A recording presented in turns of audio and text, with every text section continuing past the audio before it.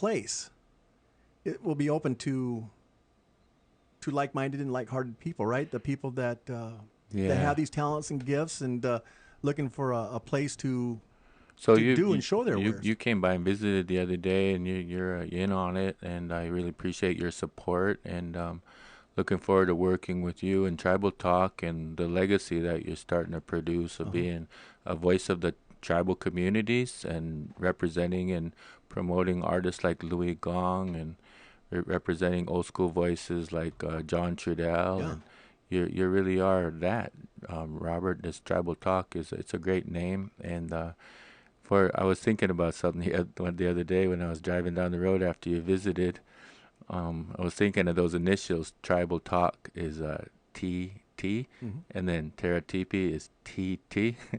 And I tried to think of a design for a T-shirt, like when put all the people in there that you interview. And this is just thoughts coming out of my head right now, boiling over. Like T to the second power plus T to the second power equals, and I don't know what that's gonna be, but you know what I mean. Tribal Talk plus T-Schwach and Terra Harlem Indian. Tipi equals probably medicine wheel or the four directions. So it'd be T to the second power plus T to the second power equals four directions. I like that. So that's maybe that'll be designed on a T-shirt, Rob. Hey, so when people would come up to visit the Terra Terra Tipi. Tipi, they open up the door. What is the vision? Share a little Well, bit about the vision, or I what, think because we got lacrosse the going first- on, Tribal yes, Talk Radio. We have yes. these huge. We got the Yeah. teepee in there. We got Yes. these huge canvas Yes. murals that you've created, and then you have other Well, artists that will be coming in. And I think the first thing you see, we got private individuals that are gonna let us use their private collection with museum quality art, and I think the first thing from the window front they'll see beautiful art, and then when they come inside, I hope the first thing they see is a piece of work on a little coffee table that's a work in progress by one of our beaters or carvers, and so they could see it. This is a live exhibit of us continuing our tradition and being part of community. This isn't a gallery where it's just about marketing for money. I don't want to deny any of our community values just for the individual. Yeah. You know, like Louis has that. So yeah, I appreciate what he just said. I think in this space, the monies are going to go to, all of the monies from the Terra Tipi are going to go towards even reinvesting and promoting artists and paying the costs for the space, and also towards making teepees to promote Tribal Talk Radio. It'll also be done to promote some of the things we've done in the past, like give away lacrosse sticks through Blue Pony Lacrosse, or provide opportunities in schools to learn about the history and culture of our native people, and the share lacrosse and other things like the canoe families. yeah. We have somebody coming in, Harvey Anderson, who's from Quinault, that works for the Puyallup tribe, and he's gonna be one of our artists, so to speak, in residence, but also a collaborator. And we're gonna be establishing, we're a group of artists that'll be part of the Terra Tipi family, and we're going to break it down into how much they will invest it, whether it be in time or talent. Images like gift to Terra Tipi, or if it's a monthly amount. And you don't have to be a member of Terra Tipi. You could also just put your work there on commission. So there's different ways to be involved with this, even if you just give a donation. But I don't want to get into that right now. I'd like to talk about the meaning of the word Terra and Tipi. So the word Terra comes from a Latin word meaning earth or land, and Tipi comes from a Dakota word that has been misconstrued as meaning a tent, but Tipi means home. Yeah. So we're promoting our homeland and the indigenous construct of our vision through Terra Tipi. Yeah, we got a website too, terratipi.com. I hear the music come on. It's about time for a break, right, Rob? Yeah, we're about 30 seconds out from our thing. But yeah, it's go to the website, terratipi.com, and then there's a Facebook page as well. There is, yeah. Get over there Tipi. and check out some of these works. And when we get back, we'll share about a special visitor that we had come up on, was it Monday? Tuesday. Yeah, He that's a came up good and story. visited the Terra Tipi. Tribal Talk Radio with your humble host, Robert, the Harlem Indian, Upham, and your other humble guy, that T-Schwachsatayakan fella. We'll be right back. Hi, this is Robert Satayakam. Are you looking to get away from it all? The Little Creek Casino Resort invites you to get away today and enjoy one of their thoughtfully appointed stay and play packages. Then schedule your tee time on the rolling fairways of the Salish Cliffs Golf Club. Or just forget about time in the luxurious Seven Inlets Spa. Packages starting at just $129 and are available by calling 800-667-7711 or online at little-creek.com. Little Creek Casino Resort, it's not how far you go, it's how far you get away. Uganashna onia iwachu awaki hishni. Sometimes I have trouble breathing. Onia iwachu awaki hishni ki ha lila ni himiche. When I have an asthma attack, I feel scared. Hey ha hawak bashna wanya shnishni. I start to cough and I feel like I'm choking. Ina na ante wokujati bita ama ubi sa. Sometimes my parents have to take me to the hospital. You know how to react to their asthma attacks, but do you know how to prevent them? Do you know things like shower curtains, a blanket, even a teddy bear can trigger your child's asthma attacks? Avoid your child's next asthma attack by calling 1-866-NO-ATTACKS and learn more about the ways that you can help, because even one attack is one too many. Hoga mini trolas ni himiche. I feel like a fish with no water. A public service message brought to you by the EPA and the Ad Council. Soda can, 60 decibels. Tattoo gun, 75 decibels. Motorcycle, 95 decibels. Chainsaw, 105 decibels. Full volume through your earbuds, 120 decibels. Play it safe. Turn down the volume. To learn how to protect your hearing, visit asha.org.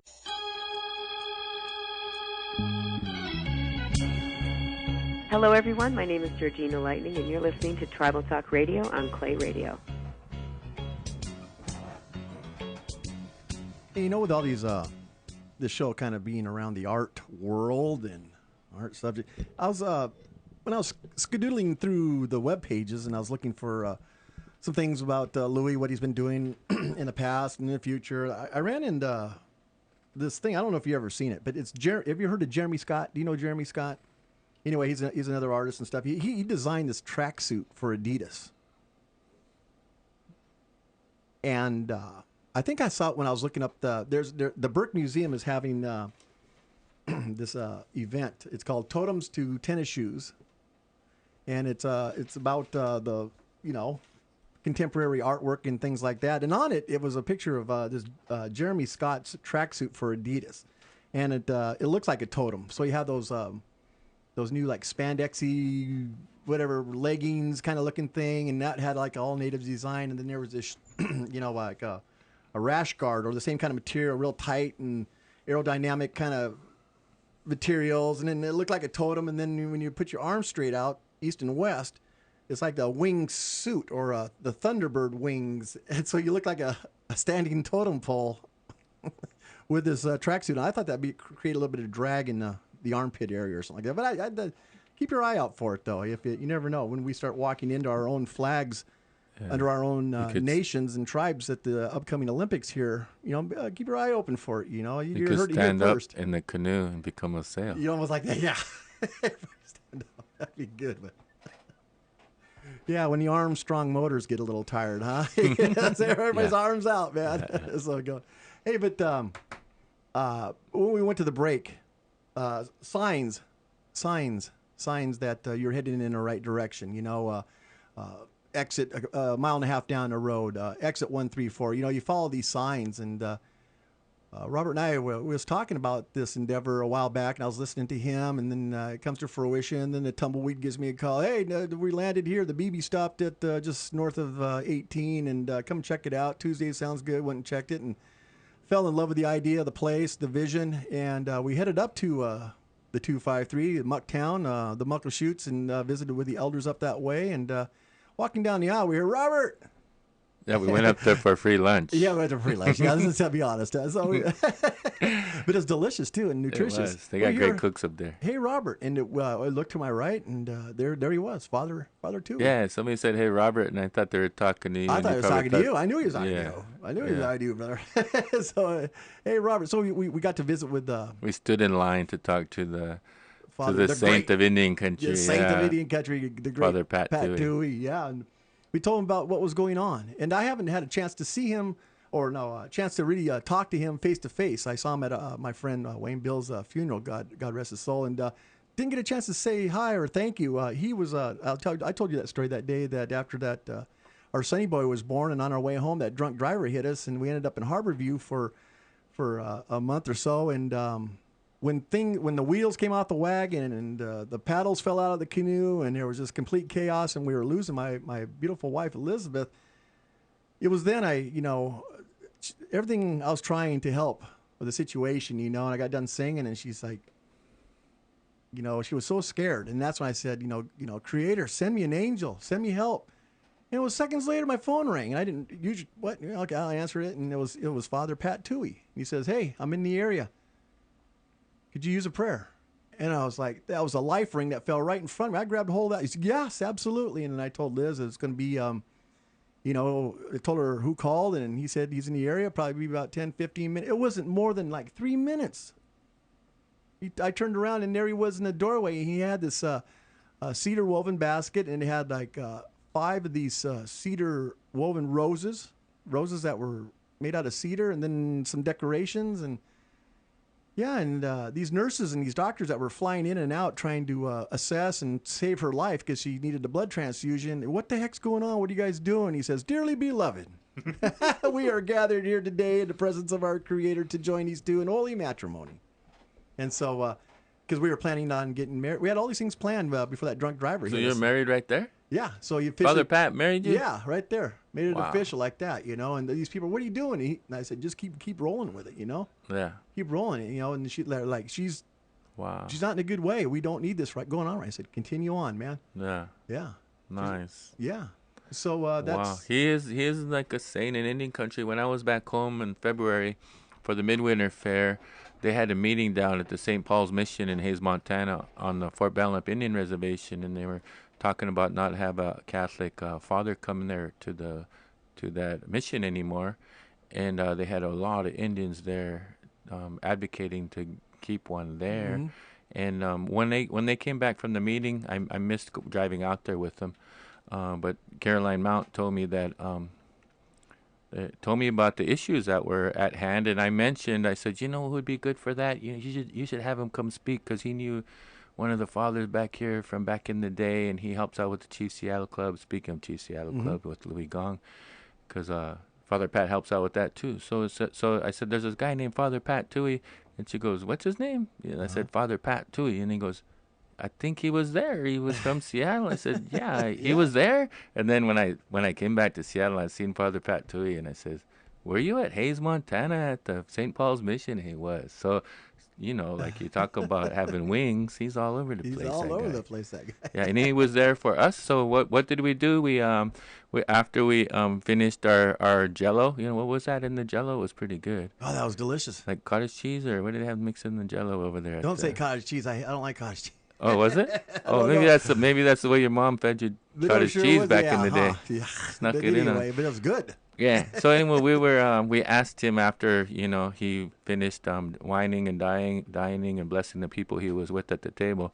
We asked him if he would come and bless the location of Terra Tipi down in Auburn. Yeah. And he did. He came down and he got his shell together and his sage and his water and he did a traditional blessing of our site for Terra Tipi, the home of the homeland of this new artist movement we're trying to put together in co-op. So that was right on target, right on time, wasn't it, Rob? That was a perfect sign right there. He had all the gear with him, and it just, of course, and so it was a great blessing, great prayer, and a chance for us to give a little bit back to him too. So we're best foot forward, heading in the right direction. And thoughts become things, and when you get a blessing on top of that, so it's going to benefit the community. It's going to benefit us as a whole.